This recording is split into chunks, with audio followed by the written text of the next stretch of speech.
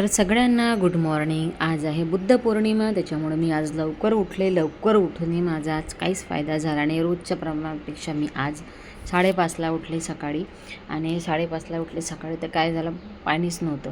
पाण्यासाठी खूप हे चालू होतं. तर आम्हाला कुणालाच माहीत नव्हतं का नळ येणार नव्हते म्हणून. मग खाली वॉचमन काकाला विचारलं, ते काका म्हणाले नळ उशिरा आले त्याच्यामुळं पाणी पण उशीर येणार.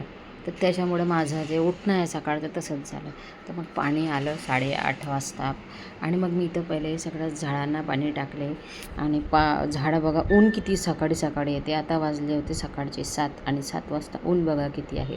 मला पूर्ण गॅलरी अशी मस्त ग्रीन करायची होती, पण हे म्हणाले नाही, गॅलरीमध्ये जास्त झाडं लावू नको, थोडं मोकळं राहू दे बसा उठायला. तर म्हणून तरी पावसाळ्यामध्ये लावणार आहे. आता थोडीशी ऊन जास्त त्याच्यामुळं काही झाडं मेलेसुद्धा.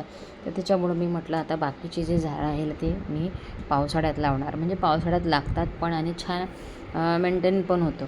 तर हे बघा, इथे मी सकाळी उठून इतका वेळ लावला, रांगोळी काढली. यांनी काय केली, 2 वेळा ती रांगोळी पहिल्यांदा काढली, पायाने मोडली. आणि बघा असा गरीब बसला जसं यांनी काहीच केलं नाही असं दाखवत आहे. मग मी पुन्हा ते मोडली, दुसरी काढली, त्याने पुन्हा तसंच केलं. इतका राग आला होता आणि माझा खूप डोकं खराब झाला. एवढा वेळ एकते त्याच्यामध्ये गेला. यांनी पूर्ण मिक्स करून टाकली. माझा सकाळी उठून पटकन आंघोळ करून स्वयंपाक पण झाला होता. छोले केले होते, पुऱ्या केल्या होत्या, साध्या पुऱ्या केल्या होत्या, मग खीर केली होती. आणि पूर्ण गॅस आवरून लवकर मला निघायचं होतं. तर माझी सकाळी सकाळी वंदना पण झाली. सुंदर रांगोळी बाहेर पण काढली होती सगळं. पण याने ना माझं शेरुनीनं माझं डोकं खराब केलं सकाळी सकाळी. एवढा वेळ मी मस्त काढलं आणि त्यांनी हे केलं. तर मला वेळ झाला होता, लवकर जायचं होतं. मला बऱ्याचशा गोष्टी नाही भेटल्या लेट झाल्यामुळे. घरच्या कामामुळे थोडं लेटच होत गेलं आणि अर्धा पाऊण घंटा लेट झाला. तरी कशी बशी मी आले. माझ्या कबीरने मला सोडून दिले. आणि इथे श्रामनेर जे आहेत त्यांचं भोजन आहे. आणि खूप छान मुलांना प्रशिक्षण दिलं जातं. तुम्हाला माहीत आहे कसे असतात. माझ्या गावाला पण हा प्रोग्राम झाला, माझ्या घरी पण जेवण होतं, पण मला जाता नाही आलं इथून मुलांच्याने. तर घरचा प्रोग्राम राहिला तर मस्त वाटते, पण चला म्हटलं इथला तरी भेटेन आपल्याला. तर इथं सगळ्यांना बघा कशा लाईनमध्ये उभे आहे आणि सगळेजण त्यांना वाढत आहे. आणि मेन म्हणजे त्यांना भिक्षुपात्रामध्ये सगळ्यांना माहीत आहे त्याच्यातच खावं लागतं. तर इथं बऱ्याचशा गोष्टी त्यांना शिकवल्या जातात. आता जे बौद्ध धर्मात आहेत त्यांना या गोष्टीचं सगळं नॉलेज असणारच अर्थात.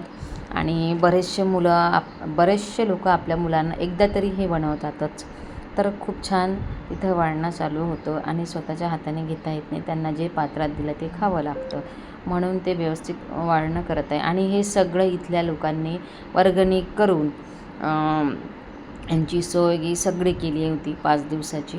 तर खूप छान धम्मकार्यामध्ये असाच प्रत्येकाने वेळातून वेळ काढून सहभाग घेतला. आपण जे कमावतो त्यातला थोडं का होईना दान करावं. तर असं पण छान वाटतं केलं तर. आणि खूप लोकांनी इथे कोणी आपल्या परीनं घरून भाज्या आणल्या होत्या, कोणी आपल्या आवडीनं जर आपल्याला काही द्यायचं असेल तर ते इथं सगळ्या मुली छान वाढत होत्या. आणि खरंच जेवण खूप छान बनवलेलं होतं. तुम्हाला दिसत असेल पदार्थ किती आहेत. ते छान जेवण होतं. इथे खूप कार्यक्रम होतात. आणि एक गोष्ट तुम्हाला आज सांगणार आहे, इथे एक खास गोष्ट ते तुम्हाला पुढे व्हिडिओमध्ये दिसणारच. ते हे बघा, इथे चालू आहे वंदना. आणि खूप छान मुलांना इथे शिस्त लागते. मी जेव्हा आधी राहायची ना तिथे माझे मुलं जेव्हा शिबिरामध्ये जायचे उन्हाळ्याच्या, तर खरंच माझ्या मुलांना सगळं येत होतं. म्हणजे A to Z प्रार्थना उठून म्हणायची, सगळं करायचे, वंदना म्हणायचे, शीलचं पालन कसं करायचं, सगळं मुलांना इथे शिकवलं जात होतं. आणि घरी आल्याबरोबर माझा मुलगा रेग्युलर शेड्यूल लागलं होतं. पण त्याच्या दुसऱ्या वर्षापासून ते तिथे काहीतरी बंद झालं होतं. ते जे घेणारे होते ते आले नव्हते बनते, त्याच्यामुळं ते राहिलं. पण खरंच खूप वळण लागतं तिथं, ती गोष्ट एक छान आहे. आणि इथं आल्यानंतर इतकं भारी वाटत होतं ना, तिथलं वातावरण, इथलं फ्रेश वाटत होतं, असं एकदम मस्त भारी वाटत होतं. इथली वंदना आता चालू होती. आणि भिक्षू जे होते ते सगळं व्यवस्थित सांगत होते. आणि आतमधली सजावट इथे ना बऱ्याच दिवसाचं बांधकाम रखडलेलं होतं या विहाराचं, तर त्याचं आज पूर्ण काम झालेलं आहे. ते तुम्हाला दाखवणार आहे. बघा किती सुंदर डेकोरेशन केलं आहे. सगळे इथे लोक सगळ्या गोष्टीचा सहभाग करून करतात. बघा किती सुंदर फुलांची रांगोळी काढली आहे, खूप सुंदर आहे. तर हे जे पूर्ण हॉल आहे हा एका व्यक्तीने पूर्ण 20 लाख रुपये हॉलसाठी दान दिलेले आहे. कारण का इथे ना थोडंसं गडद होतं, बांधकाम नव्हतं झालं, खाली तुम्ही बघितलं होतं आणि वरती मूर्तीची स्थापना पण होणार आहे थोड्या वेळाने. तर हे पूर्ण बांधकाम, तर हे आदरणीय भीमराव हिरामय भित्रे यांच्या स्मृतीप्रित्यर्थ सुशीलाताई भीमराव भित्रे यांनी हे पूर्ण इथलं बांधकाम, याचा खर्च जसं तुम्हाला सांगितलं मी त्यांनी केला आहे. आणि दोघेही शिक्षक होते. शिक्षक असल्यामुळे त्यांनी रिटायर झालेले आहे, तर त्यांनी हे इथं दिले आहे. आणि त्यांनी कोणताही असा मोठेपणा ते दाखवत नाही, खूप सिम्पल लोक आहेत.